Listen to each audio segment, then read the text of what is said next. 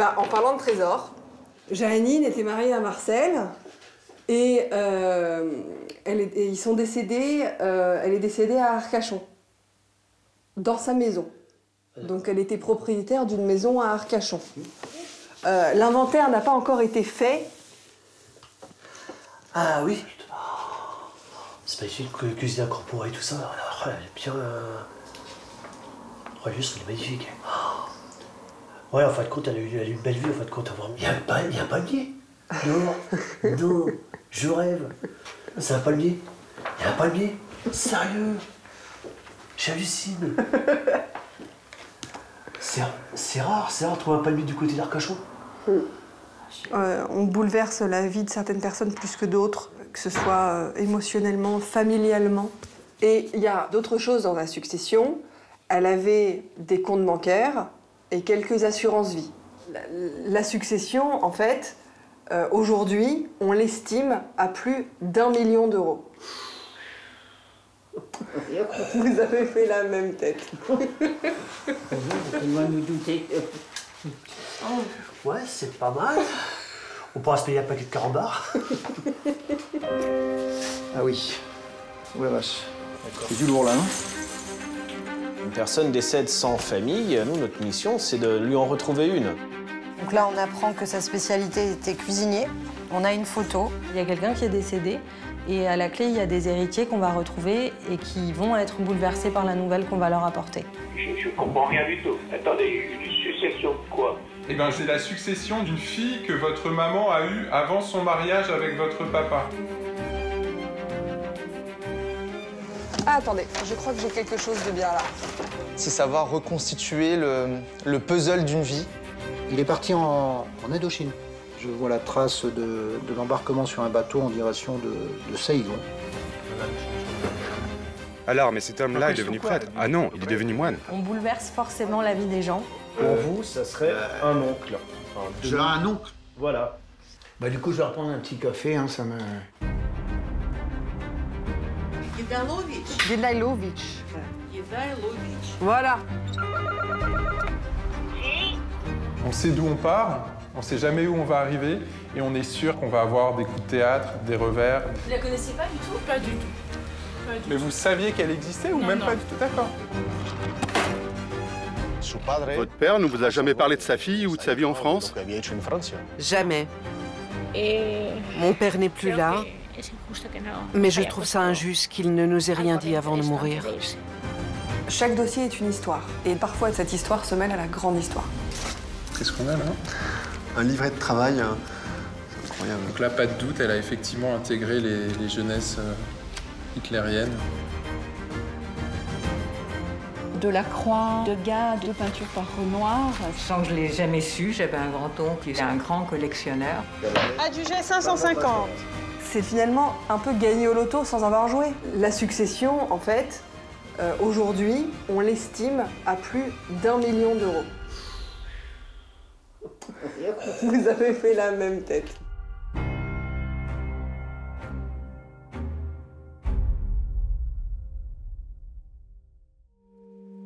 Dans leur dossier, les généalogistes doivent parfois gérer des héritages incongrus. Dans l'épisode précédent, Cécilia et Jorel étaient à la recherche des héritiers de Jean-Marie dans le Lot. Notre métier, c'est savoir reconstituer le puzzle d'une vie. Et ce puzzle, par définition, il est toujours différent. L'homme vivait en ermite au milieu de la forêt de Marmignac. On commence et on sait que ça va être étonnant. Et là commence la propriété de Jean-Marie. Il laisse derrière lui des gravures et des galeries souterraines impressionnantes. On arrive à une galerie qui est à 15 mètres. C'est un peu inquiétant, hein? L'œuvre de toute une vie que les généalogistes aimeraient sauver. Je vous avoue que je suis assez déstabilisé. Ça ne doit surtout pas disparaître. Après des mois d'enquête, ils ont retrouvé plusieurs héritiers. Jorel et Cécilia vont maintenant devoir les convaincre que ce que laisse Jean-Marie est précieux.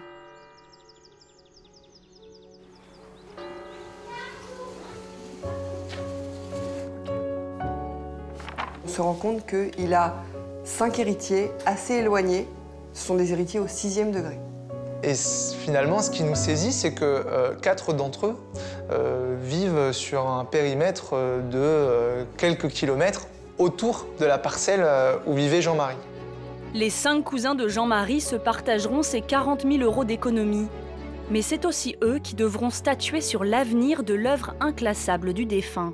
Cécilia et Jorel ont rendez-vous avec 2 d'entre eux sur la parcelle de Jean-Marie pour leur présenter cet héritage atypique. Janine, c'est ça? Vous On est 2 Janine, oui. Là, c'est le frère et la sœur. Moi, je suis l'épouse de monsieur... D'accord, Michel, parfait. c'est ça? Ah, Voilà. Michel. D'accord, Oui. très bien. Oui. Vous voulez que je vous montre l'arbre généalogique un petit peu juste avant de... Oui. Allez, on va faire un petit point.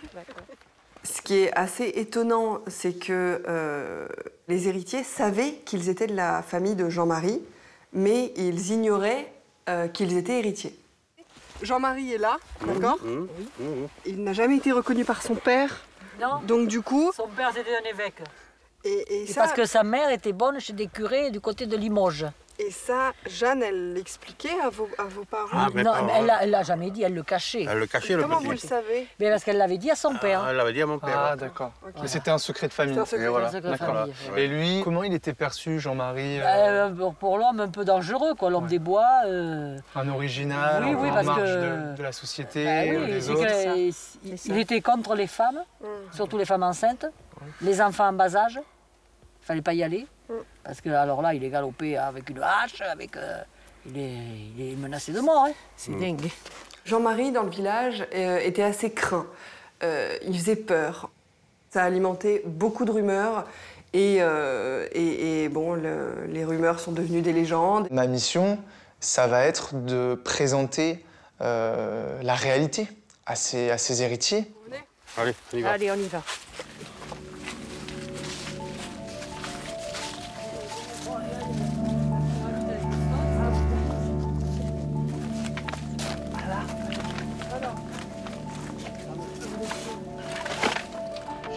Il n'y a pas de trou. Non, mais faites attention à vos têtes quand même. À nos têtes. Vous pouvez me dire où c'est qu'il dormait, là? Alors, Où c'est qu'il dormait? Jean-Marie dormait là. Ah, sur ce matelas, là? Là, sur ce matelas. Là, sur le matelas, derrière, voilà. Oh mon Dieu. Mais c'est horrible. Attendez, monsieur. Hop. C'est horrible.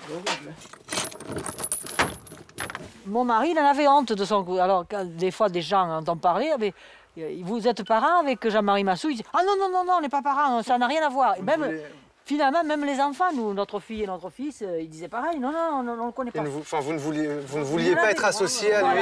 Oui, parce que dans la façon qu'il vivait, Ah non, c'était pas normal, ce qu'il faisait. Voilà. Il était marginal, c'est vrai. Oui. Attention, attention, attention. Attention, Michel. Oula, c'est bon. C'est bon. Il va falloir que je fasse preuve de pédagogie auprès des héritiers pour leur expliquer que cette parcelle, elle a une réelle valeur culturelle et qu'il est de leur responsabilité d'assurer sa pérennité et sa mise en valeur. Mais on peut suivre ce tunnel là? Oui, vous Et pouvez on le ressort où? En fait, je crois qu'on ne peut pas trop ressortir. J'en connais un là-bas qui doit se dire elle est folle. Attends, Ben Joël, oui, tu... Raoul, elle descend dans le trou. Là, allez-y. C'est très étroit, faites attention. Mais il avait besoin d'être mince. Hein? Allez-y, éclairez tout en haut, vous allez voir. Il y a un motif, Ah oui, oui, voilà. oui, je vois. Voilà. Là, on retrouve des haches, une espèce Mais comment il a fait une pour espèce faire ça là-haut? de tortue préhistorique. Mais je pense qu'il a d'abord gravé la pierre pour ensuite s'en servir et recouvrir cette faille. Cette faille. Il avait de l'idée quand même. Hein? Faites attention, Janine. C'est à voir, hein? Franchement. Hein? C'est à voir. Je comprends finalement, en descendant dans cette galerie, qu'elle est convaincue qu'il faut préserver cette parcelle intacte. Il faut le donner. Faut Il faut que ce trouver, soit quelqu'un qui le reprenne et qui en fasse un site pour que les gens puissent venir visiter. Voilà.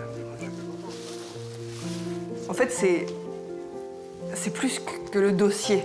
C'est Jean-Marie qui va rester. C'est cette parcelle de terre et c'est toute son œuvre qui va rester.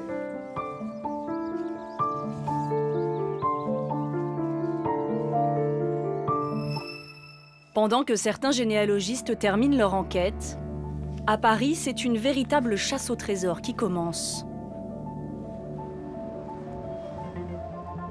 Il arrive parfois que les généalogistes ne soient pas seulement en quête d'héritiers. C'est ce qui se passe pour Antoine et Emmanuel. J'ai pas lu ça, bizarrerie.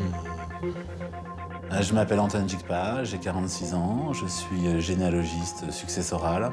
Actuellement, je travaille sur un dossier très particulier dans lequel on est confronté aux heures sombres de l'histoire. Ils sont à la recherche du propriétaire de ce tableau afin de le transmettre à ses héritiers. Il est estimé à quelques dizaines de milliers d'euros. Il a été vendu sous l'occupation nazie, alors les généalogistes s'interrogent sur son parcours. On a tout de suite l'œuvre et on a également son verso. Et donc, on voit qu'il y a cette étiquette qui va vraiment m'intéresser. Vente du 24 au 28 juillet 1942, Hall du Savoie, Nice, Alpes-Maritimes. Et donc là, je pense que j'ai un fil. Et ce fil, je ne vais plus le lâcher. Et là, l'enquête a commencé et elle s'est révélée passionnante. Donc très vite, je me rends compte de la nécessité de me rendre à Nice.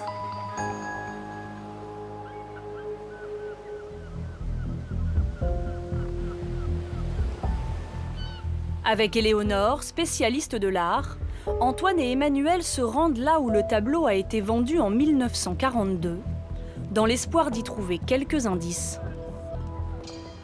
C'est quand même marrant parce que moi je suis passé d'une centaine de fois ici et j'ai jamais imaginé que ça pouvait être là. Alors Emmanuel, montrez-nous la... Ouais. C'est par là. En revanche, la terrasse existe toujours. Ouais. Et ils ont conservé le nom. Hein. Bah, l'hôtel de Savoie était juste là, ouais. Nous réalisons qu'effectivement, ce n'est plus l'hôtel Savoie et que nous avons très peu de chance de trouver les archives de cet hôtel. Je me dis, il faut absolument regarder dans les bibliothèques municipales et avec un peu de chance, on pourrait trouver le catalogue de la vente. On est vraiment dans l'enquête, c'est le travail de l'historien et du détective également de rechercher toutes les informations. Après quelques déboires dans quelques bibliothèques municipales, nous arrivons à la bibliothèque Romain Gary. Et là, bonjour madame, je vous avais envoyé un petit mail concernant la vente d'un cabinet d'un amateur parisien. Là, c'est vraiment la joie de la recherche. Magnifique, magnifique. La bonne surprise, c'est qu'il n'y a pas un catalogue, mais il y en a deux. Alors ça, c'est extraordinaire parce que on va essayer de le retrouver. Et voilà, voilà. Donc là, on le retrouve.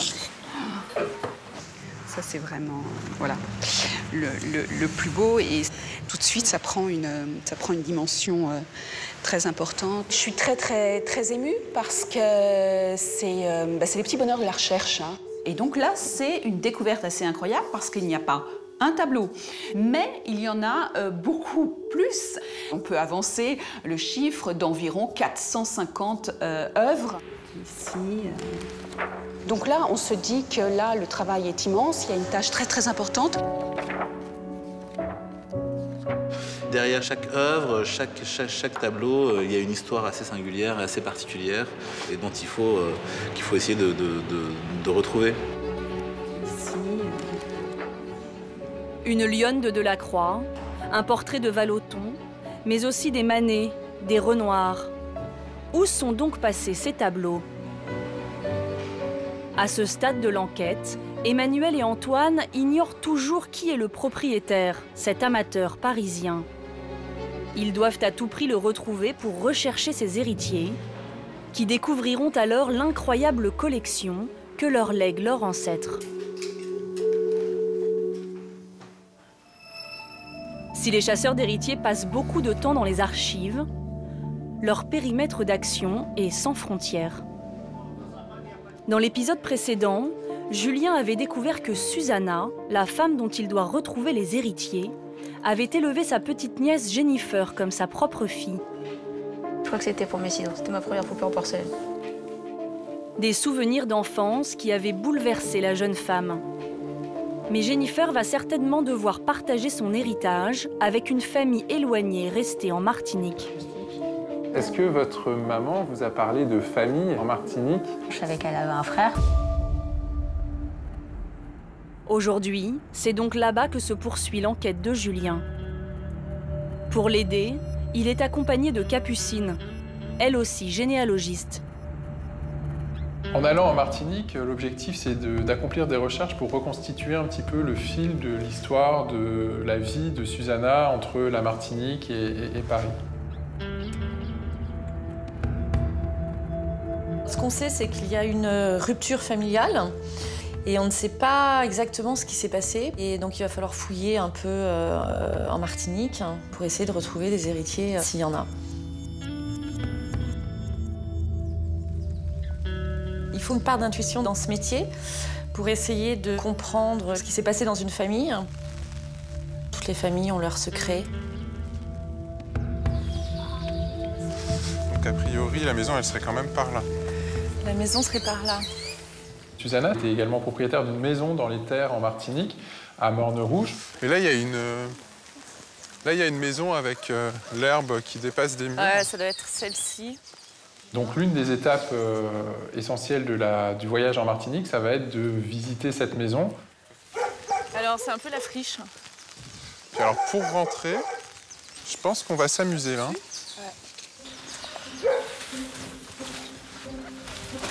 Ouais. T'as pris ton débroussailleur?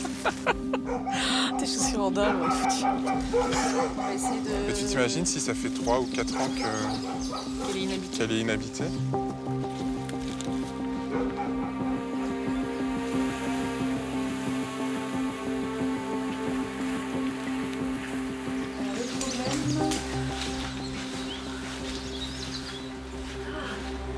Comment on va pouvoir pénétrer dans la maison? Parce qu'apparemment, tu as des volets roulants électriques.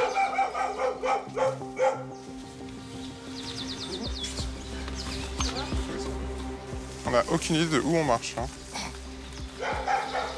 Ça va être compliqué là quand même. On va peut-être faire intervenir un huissier. Avec un serrurier. Avec un serrurier. Avant d'ouvrir la porte, on est toujours très curieux de savoir ce qu'on va trouver derrière. En Martinique, Capucine et Julien s'apprêtent à entrer dans la maison de Susanna. Maître Lucena est huissier de justice. Elle vient constater ce qu'il y a à l'intérieur. Et ça va être rapide. Bon, bah c'est vide. On va faire le tour des pièces. C'est complètement vide. Mais elle a été complètement vidée, cette maison. Les portes ont été enlevées aussi. On espérait quand même retrouver des éléments sur la famille de Susanna, peut-être des pièces, des photos. Pour le coup, on n'a rien de plus.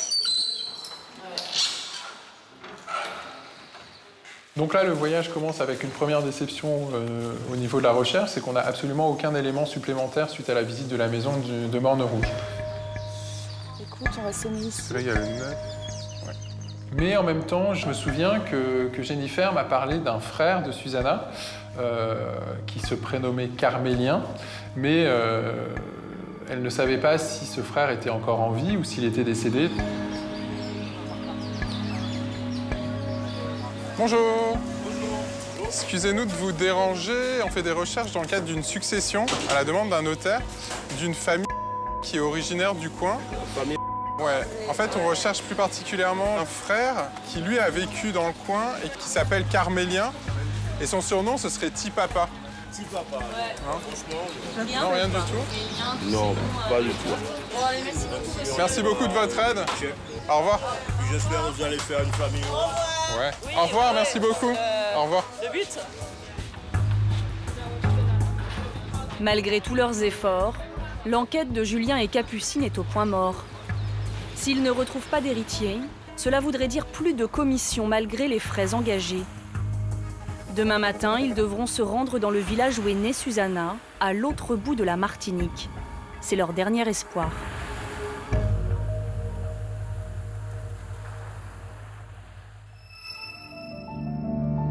Quand ils plongent dans l'intimité des familles, les généalogistes sont souvent les témoins d'histoires tragiques qu'ils viennent mettre en lumière.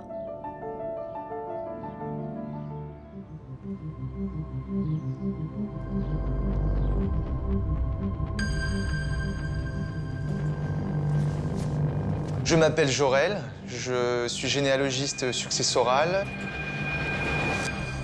Je dirige le bureau de Bordeaux. Je suis amené à rechercher les héritiers d'une personne qui s'appelle Janine. C'est un dossier qui, a priori, sera très intéressant d'un point de vue financier. On va avoir besoin de procéder à des recherches assez complètes. Pour cette nouvelle enquête, Jorel fait équipe avec Cécilia. La spécialiste des dossiers complexes a fait le déplacement depuis Paris. Elle se prénomme Janine. Visiblement, cette dame, elle vivait de façon assez isolée. Elle était veuve depuis une petite année. Bon, un couple sans histoire, mais plutôt discret. Le couple aurait eu un enfant qui serait mort-né.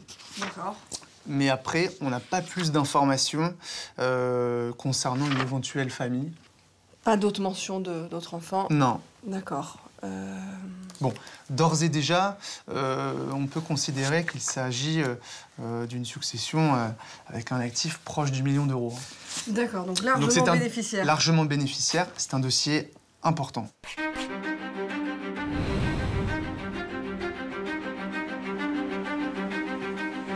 On a une maison à Arcachon, dans un beau quartier, assez bourgeois. On a aussi comme information que cette dame avait des liquidités. On a un actif qui dépasse le million d'euros. Il faut, par tout moyen, retrouver des héritiers. C'est une très jolie rue, c'est une très jolie avenue. Je crois que c'est celle-ci. Oui, le quartier est plutôt sympa. C'est un peu symbolique, mais pour remonter le temps, nous allons débuter notre enquête là où tout s'est arrêté. C'est celle-là? Voilà, alors c'est cette maison. Donc on se rend au domicile de Janine, où elle est décédée, pour débuter nos investigations. Psychothérapeute du comportement, parfait. Il y a le truc qui est à peu près ouvert. Quoique les volets sont fermés, hein, Jorel. Ouais. L'enquête de voisinage au début d'un dossier, c'est essentiel parce que les voisins sont tout juste à côté, ils savent beaucoup de choses sur nous et ça nous permet d'avoir des pistes.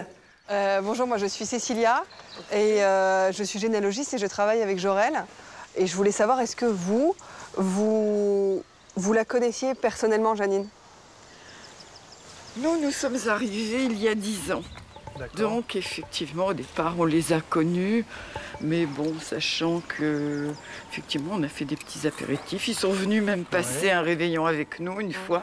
C'est très triste, hein. J'imagine. C'est une maison qui était très en mouvement, enfin, du fait, effectivement, de leur maladie et qu'il y avait beaucoup de gens qui passaient. Il y a quand même les infirmiers qui, à partir de sa maladie, l'ont suivi pendant des années, des années. Alors, peut-être qu'ils auront des informations. Avoir quelques confidences limite, ou des choses comme ça. Je pense qu'ils en savent certainement beaucoup plus. Enfin, il y en avait deux. Hein.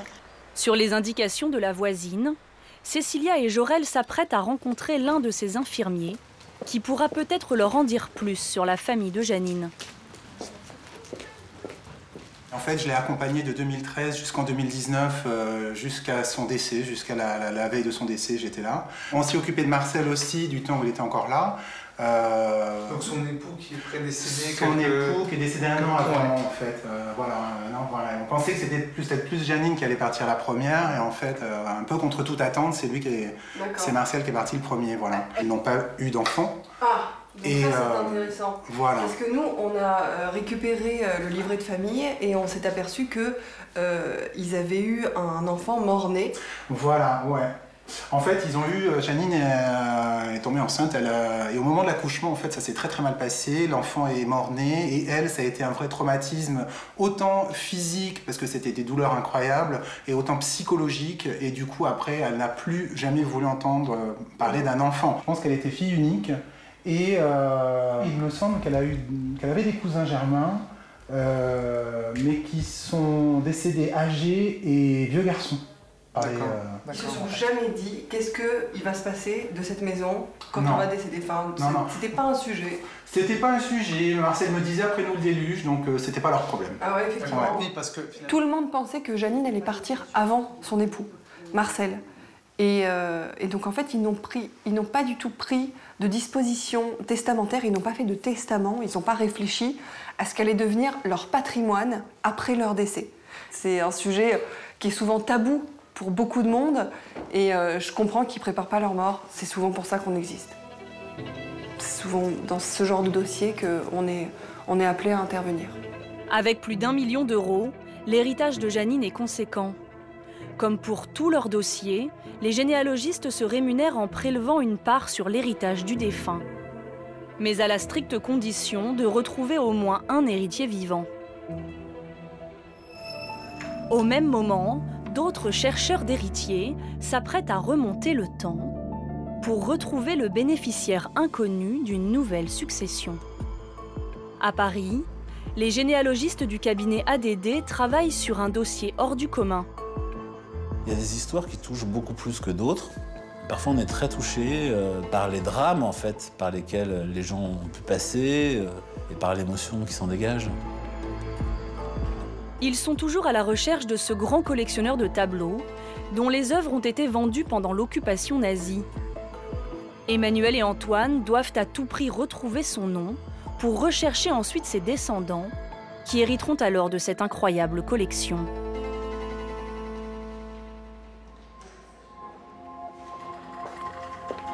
C'est aux Archives nationales de Pierrefitte qu'ils espèrent retrouver sa trace. Donc, si on prend ce dossier, c'est ça que je voulais vous montrer, particulièrement important. Oui.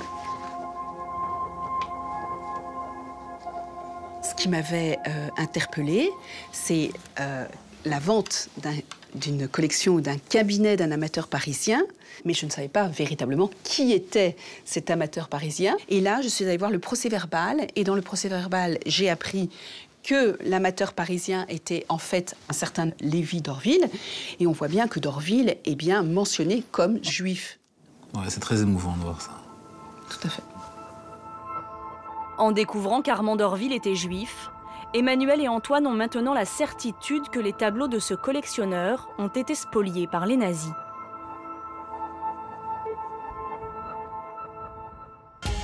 En 1940, la France capitule face à l'Allemagne. Français, que j'entre aujourd'hui dans la voie de la collaboration. Pendant toute l'occupation, les biens appartenant aux Juifs sont automatiquement confisqués. Des milliers d'œuvres d'art spoliées sont ainsi vendues aux enchères.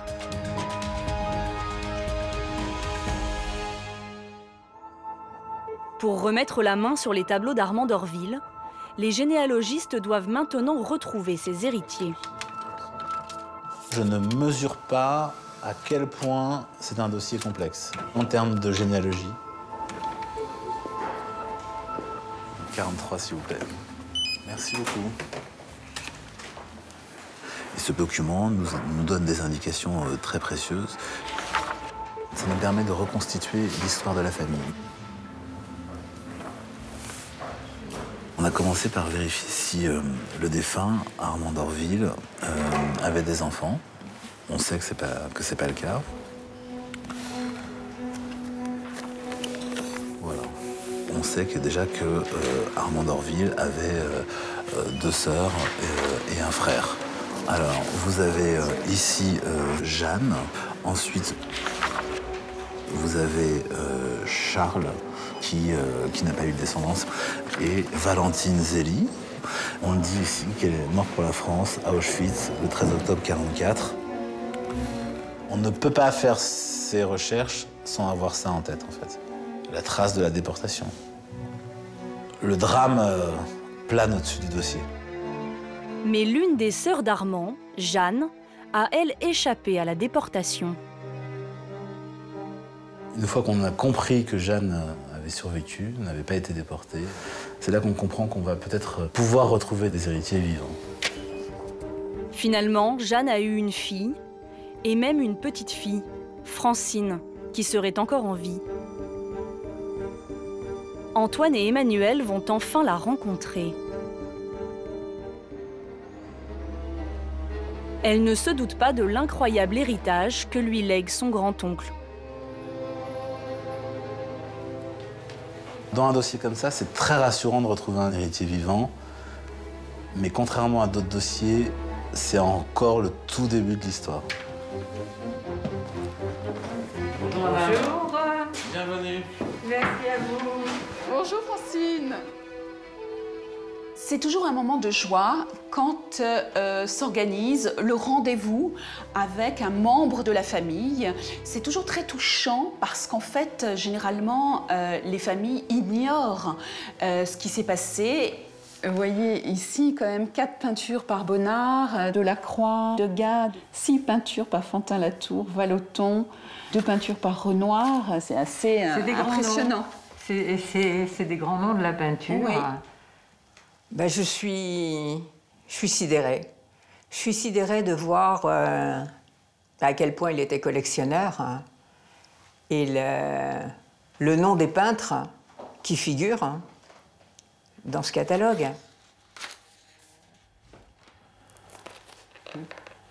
Des noms pareils, ça veut dire que probablement c'était pas n'importe qui. C'est assez émouvant de se dire que, sans que je l'ai jamais su, j'avais un grand-oncle qui, semble-t-il, était un grand collectionneur et que j'ai ignoré tout ça. Il n'est pas question une seconde de construire des châteaux en Espagne. Le côté valeur n'existe pas. Ça appartenait à Armand d'Orville, c'était la collection d'Armand d'Orville. Il faut les retrouver. Retrouver les tableaux d'Armand d'Orville, c'est maintenant l'obsession d'Emmanuel et Antoine. Mais dans cette quête pour rendre à Francine son héritage, la route s'annonce longue et semée d'embûches. Chaque dossier de succession raconte une histoire particulière.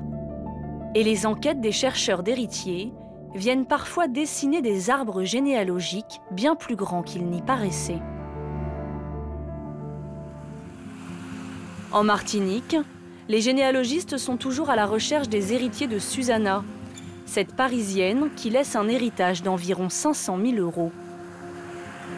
Quand on voyage loin, comme en Martinique, c'est toujours un peu plus stressant parce qu'on engage des frais et donc on a toujours le souci de ne pas partir pour rien et de retrouver sur place des héritiers. Après plusieurs échecs, la seule piste qu'il leur reste, c'est d'aller dans le village où est née Susanna, tout au nord de l'île. La prochaine étape, c'est de rechercher au cimetière si peut-être d'autres personnes qui ont le même nom qu'elle sont enterrées là et qui pourraient nous donner des indications sur la famille. Il est grand ce cimetière. Je crois qu'on peut passer par là. Ça arrive souvent de commencer les recherches dans un cimetière. Pruster, Marie-Georges. Ça peut nous apporter beaucoup de choses en un temps assez court. Rien de mon côté pour l'instant. Ils espèrent surtout trouver la trace du frère de Susanna, Carmélien. Ah tiens, Capucine. Ouais. Là, j'ai un Carmélien. Mais alors, est-ce que c'est le bon... Ah oui, Carmélien. Elle est toute petite. Je suis assez pessimiste, en fait. Hein. C'est vrai qu'une tombe qui n'est pas du tout entretenue, ça n'encourage pas l'idée qu'il aurait eu des enfants ou... Qui viennent l'entretenir. Ou en tout cas, des gens qui viennent l'entretenir. Comme on n'a pas beaucoup d'éléments sur la tombe, ce qu'on va faire, c'est qu'on va aller à la mairie du village pour essayer de trouver une trace de ce Carmélien, de sa vie, de plus d'éléments qui nous permettraient d'avancer dans notre enquête.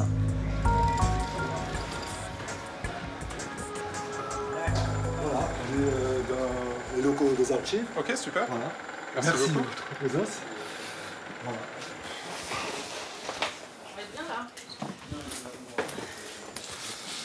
Donc voilà, là on a Susanna, qui était donc la personne qui est décédée. Et d'après les informations qu'on a eues sur la famille, elle a eu un frère qu'on a retrouvé au cimetière, qui s'appelait Carmélien et qui lui est décédé en 2013. Donc il va s'agir de voir son acte de naissance, voir s'il était marié, et puis éventuellement s'il a eu des enfants qu'on pourrait rencontrer. Voilà. Super. 1934. Merci beaucoup. Ouais, voilà la naissance de Carmélien. Il n'y a pas de mention de mariage. C'est pas très bon signe sur l'existence d'enfants. Néanmoins, l'une des particularités des recherches aux Antilles, c'est qu'il y a beaucoup d'enfants naturels, c'est-à-dire d'enfants qui naissent hors mariage. Donc là, ce qu'on fait, c'est qu'on relève toutes les naissances au même patronyme que celui de Carmélien, à partir des années 60. Donc c'est très long, c'est très fastidieux. Alors là, c'est pas la bonne filiation. J'en ai trouvé un qui, a priori, correspondrait. C'est pas la même famille. Ouais. Là, on en a une autre. Ah, très bien. C'est Charles Gracian. Alors, il est né le 4 novembre 1967 au Laura. Ah, Julien. Fernande Cervez. Donc, elle est bien fille de Carmélien. Ok, je la note tout de suite. Ouais, note-la. Donc, c'est une nièce. Donc, ça veut dire qu'on a retrouvé un héritier en vie. Ouais. Ça, c'est plutôt une très très bonne nouvelle. A priori. Donc, notre route continue. Ouais. En sortant de la mairie, on est plutôt content parce qu'on a retrouvé 2 héritiers, un neveu et une nièce des enfants de Carmélien, mais on ne sait pas encore s'ils sont toujours en vie, s'ils sont décédés, et s'ils habitent en Martinique ou s'ils sont ailleurs. Capucine et Julien vont maintenant devoir les contacter, en espérant qu'ils vivent toujours sur l'île. Parmi les dossiers que traitent les généalogistes, tous les défunts ne laissent pas forcément un héritage très important. Mais il arrive que certaines successions changent la vie des gens. Cécilia doit remonter dans la généalogie de Janine, cette défunte originaire d'Arcachon, dont l'héritage dépasse le 1 million d'euros. Elle espère lui retrouver de la famille, même très éloignée. Car en l'absence d'héritier, la généalogiste ne perçoit aucune rémunération. La succession est déclarée vacante et l'héritage tombe alors dans les caisses de l'État. Suite à mes recherches, je me rends compte que la ligne paternelle est éteinte. Donc ça veut dire que j'ai 50% de chances en moins de retrouver des héritiers. C'est énorme.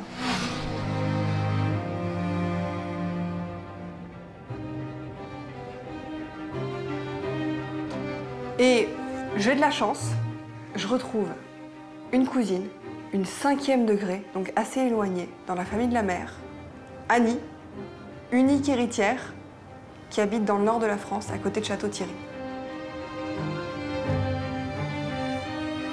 Dans ce dossier, ce dont j'ai hâte, c'est de dire à Annie qu'elle est unique héritière dans un dossier à plus d'1 million d'euros. Je ne sais pas comment ils vont réagir.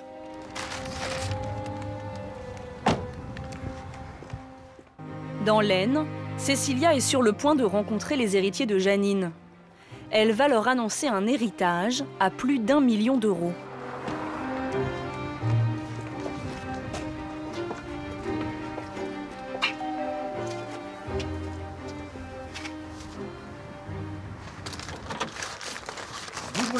Bonjour Jean-Jacques. Vous avez fait bonne route? Oui, ça va et vous? Allez-y, rentrez, madame. Merci. Je vous ai ramené des croissants. Ah, c'est gentil, c'est sympa. De Paris. Des fois d'avoir le beau temps, nous avons les croissants du matin. C'est super. Je rencontre Annie et Jean-Jacques, son demi-frère, qui n'est pas héritier dans la succession. En fait, Jean-Jacques s'occupe de sa demi-sœur, qui est handicapée. Jean-Jacques, Annie, Annie et Jean-Jacques ont des revenus très modestes et vivent dans des conditions compliquées aujourd'hui. Donc, je pense que cette succession peut les aider. Donc, il y a un notaire qui a été saisi suite au décès de Janine, qui nous a demandé de rechercher les héritiers. D'accord, ok. Et on a retrouvé Annie, vous deux. Vous l'avez connue ou pas du tout? Non. Non. Non, jamais. Parce que officiellement, on a toujours entendu parler de la tante, mais c'était pour mon père tabou. Ben oui. C'était un dossier, je dirais, pour lui, c'est des broutilles et des rancœurs jusqu'à la fin de sa vie. Et il dit, moi la tante, je ne veux plus entendre parler.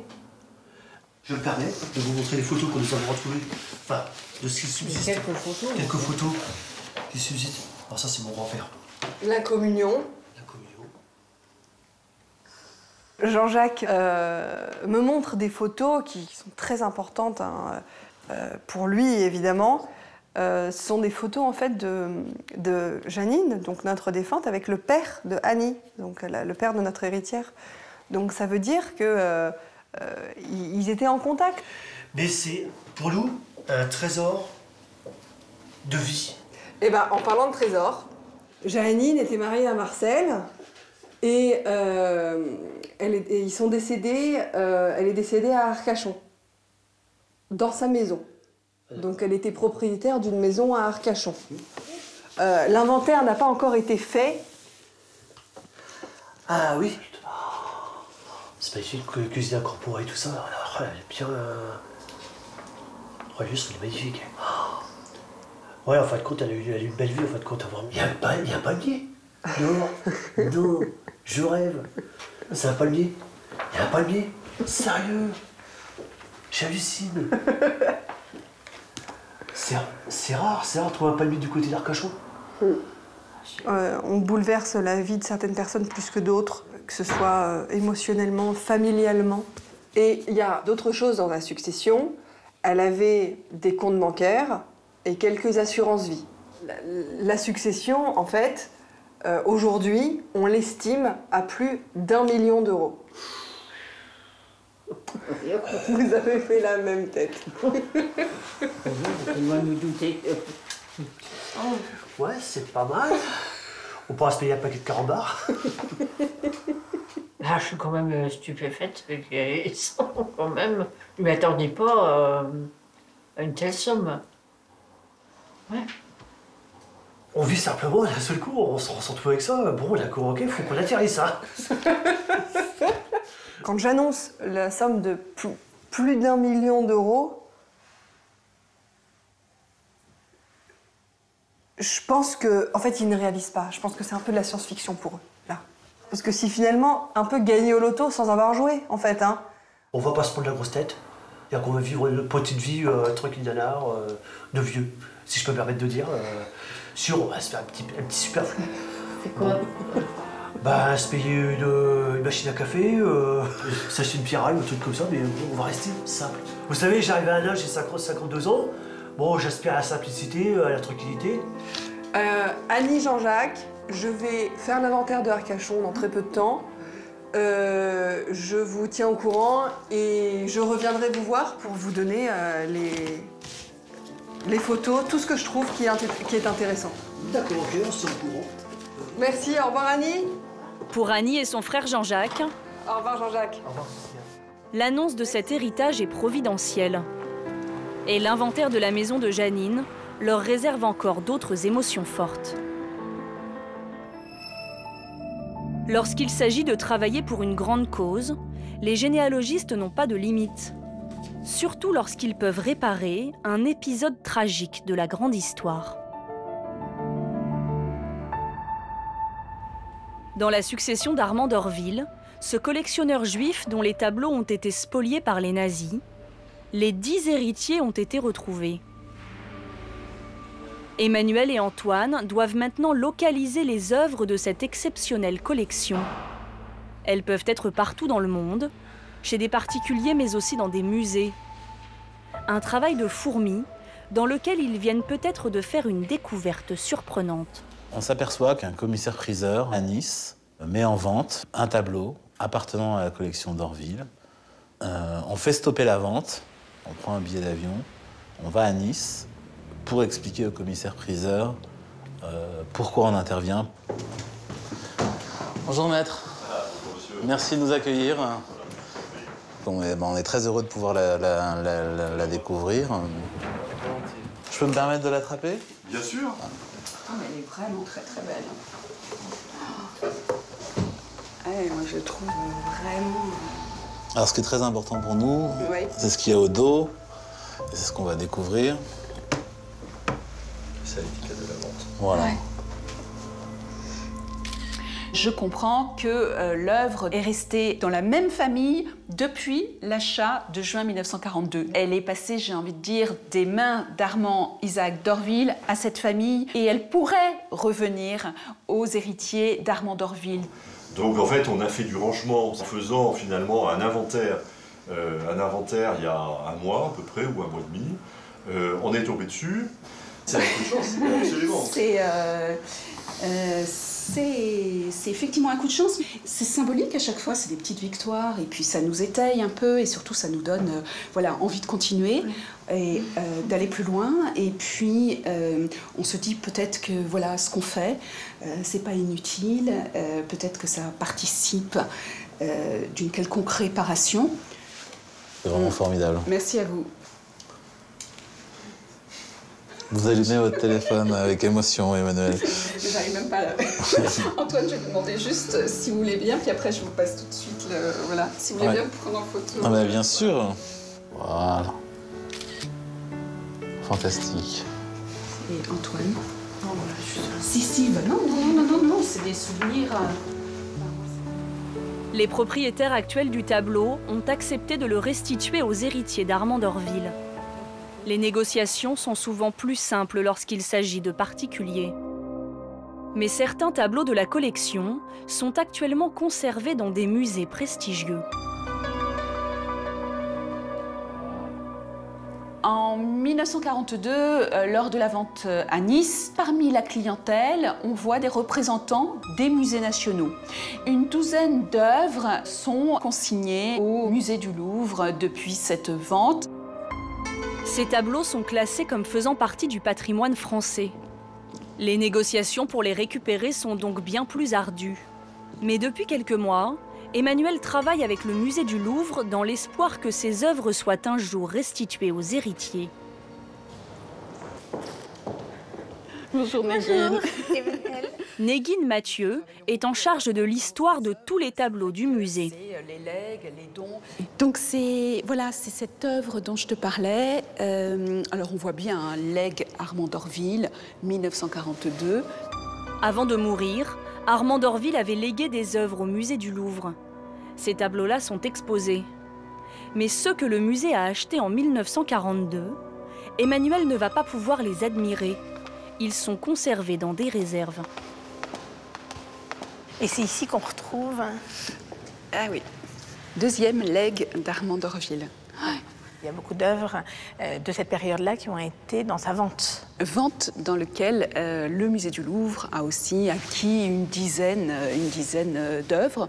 On compte environ 4 Henri Monnier, on compte quelques 5 Constantin Guise, un Jean-Louis Forain, et puis ce destin des œuvres qui est tout à fait particulier et que je questionne actuellement. Après, c'est vrai que le travail sur ces ventes-là, c'est une prise de conscience plus récente. Et se réinterroger sur toutes les œuvres qui ont été acquises par le musée pendant la guerre, ça c'est un travail nouveau parce qu'il y a des zones noires, il y a des zones blanches, mais il y a vraiment beaucoup de zones grises aussi. En tout cas, c'est un travail titanesque parce que la période est complexe. C'est vraiment un écheveau entier qu'il faut reprendre et démêler. Les grands musées comme le Louvre restent très prudents lorsqu'il s'agit d'œuvres spoliées par les nazis. Restituées ou non, la France est encore assez frileuse sur la question. Mais les généalogistes vont bientôt découvrir que d'autres pays sont prêts à faire bien plus pour les héritiers d'Armand d'Orville.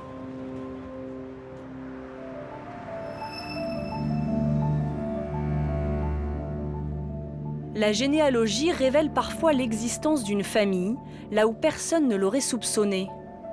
C'est le cas du dossier sur lequel travaillent Julien et Capucine. En Martinique, leur enquête est sur le point d'aboutir. Ils ont retrouvé 3 neveux et nièces de Susanna. Tous vivent encore sur l'île et ils ne savent rien de cette tante dont ils héritent. Il y a toujours un petit peu d'appréhension parce qu'on ne sait pas exactement comment va réagir la personne, on ne sait pas exactement quelles questions elle va nous poser, ce qu'elle va nous raconter aussi sur la famille, pourquoi cette rupture, pourquoi cette absence de contact. Donc c'est toujours un petit peu délicat. Bonjour. Vous êtes madame? Ah, enchanté, Julien Altenburger, je suis le généalogiste et voici ma collègue Capucine de Quillac. Bonjour madame. J'imagine que vous êtes Rudy, c'est ça? Okay. Enchanté.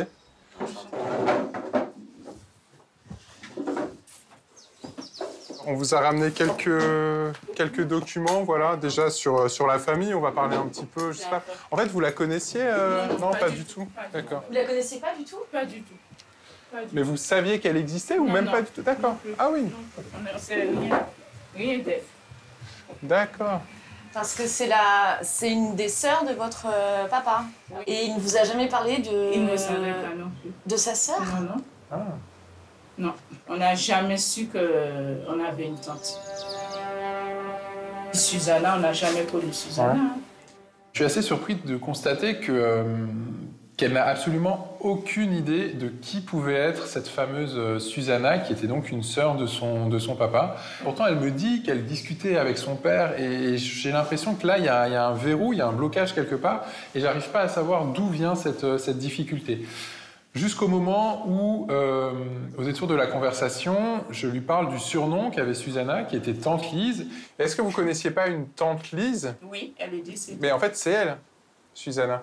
C'est Tante Lise. Elle était en Martinique avant. Elle a grandi en Martinique. Ensuite, elle est partie en métropole.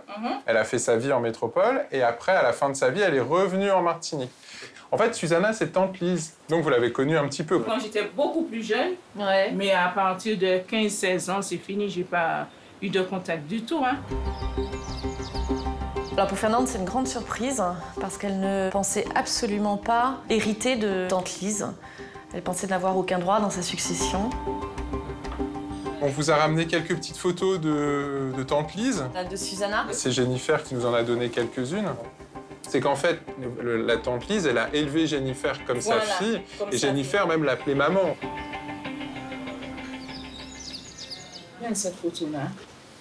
Jennifer, j'aurais bien aimé avoir le contact avec Jennifer. Là, vous voyez la suite de cette génération-là, ce serait mieux par rapport à la génération d'avant. On n'a pas su, hein. Ça a été une vraie révélation pour Fernande, parce qu'elle s'est rendue compte qu'elle avait tout un pan de sa famille dont elle ignorait tout et qu'elle a envie maintenant de découvrir. De retour en métropole, Julien a donné rendez-vous à Jennifer. Il veut tenter de réunifier cette famille. Bonjour, bienvenue. Bonjour. Séparée par la distance et les années. Donc on a rencontré votre cousine Fernande et votre petit cousin Rudy. Et donc ils ont voulu enregistrer un petit message à votre attention et je vous propose du coup de le regarder. D'accord. Vous mettrez un visage déjà sur eux, Oui, déjà. et puis vous verrez que c'est plutôt sympathique. Coucou Jennifer, c'est Fernande, la fille de petit papa arménien. On n'a pas eu l'occasion d'avoir de contact du tout. Tu seras la bienvenue parmi nous, je t'attends. Pour profiter des bons moments avec nous, tant d'années passées sans toi, ce sera formidable. Ça fait trop longtemps. Je vous sens ému quand même, hein. Vous me dites que ça se voit pas trop. Ouais, c'est un peu bizarre, quoi. C'est des personnes que je connais pas, je sais que ça fait pour partie de la famille. Et... Après, voilà, j'aurai l'occasion d'aller aux Antilles. J'irai faire un coucou. Ouais, ce sera avec plaisir. Peut-être que les prochaines vacances, on pourra voyager tranquillement. J'irai les voir. À partir du moment où on travaille sur une matière aussi difficile et aussi sensible que la famille, on ne peut pas rester complètement indifférent à l'histoire des gens. Et si on peut permettre à des membres d'une même famille qui ne se connaissent pas de faire connaissance, je pense que c'est de notre devoir de les aider et de les y accompagner. Bonne soirée. Au revoir. Au revoir. Au revoir.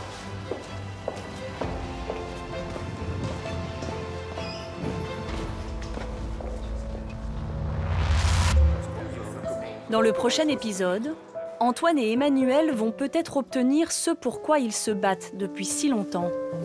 Francine, à vous l'honneur. Merci à vous. C'est à Berlin que l'histoire d'Armand d'Orville va connaître un rebondissement inattendu. Justice et réparation, voilà tout ce que vous nous rendez. Merci.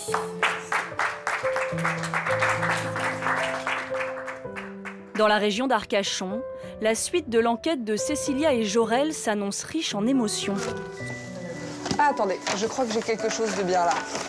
Jean-Jacques et Annie vont découvrir qu'en plus du million laissé par leur cousine Janine...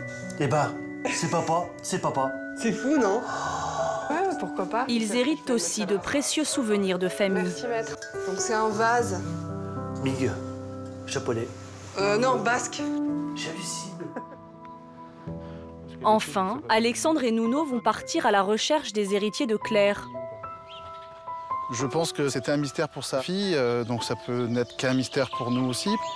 Une enquête pleine d'intrigues qui va les mener jusqu'en Espagne. Je veux juste vous demander si vous savez combien ils avaient d'enfants. 3 enfants. Où ils vont découvrir un très lourd secret de famille. Quand on vous annonce que vous avez une sœur que vous ne connaissez pas, et qu'en plus on vous dit qu'elle est morte, et que jamais je ne pourrai la connaître, ça me remplit de tristesse. Rendez-vous la semaine prochaine pour un nouvel épisode d'Héritiers inconnus.